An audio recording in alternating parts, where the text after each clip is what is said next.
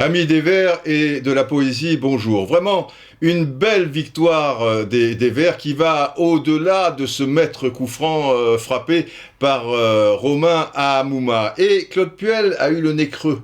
Devant cette redoutable équipe de Metz, il a opté pour une tactique un petit peu différente qu'à l'accoutumée. Vous voyez, les trois défenseurs messins, on connaît leur tactique. Eh bien, il a fait la même chose. Sauf que Bouanga et Kevin Monet-Paquet sont des joueurs qui sont très à l'aise offensivement. C'est plutôt leur première fonction, encore que Monet-Paquet joue parfois aussi arrière latéral. Alors que Udol et Sandonz sont plutôt des défenseurs. Triangle inversé ici, Boulaya, le haut du triangle vers les attaquants, le haut du triangle vers les défenseurs pour Gourna. Alors, on place les joueurs dans les meilleures conditions. Mais après, c'est l'animation qui fera la différence. Et par exemple, comme sur cette action ici, quand Gourna, quitte sa zone et va un peu aux avant-postes, bien évidemment, tout cela sera compensé par Neyou ou Camara. Ici, en l'occurrence, c'est Neyou qui prend la place de Gourna. Ensuite, par exemple, quand Bouanga a une possibilité et qu'il va aller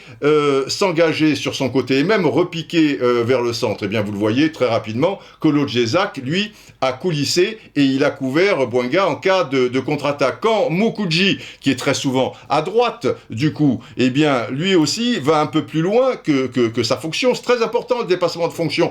Et ici, il combine avec Neyou, puis après Camara.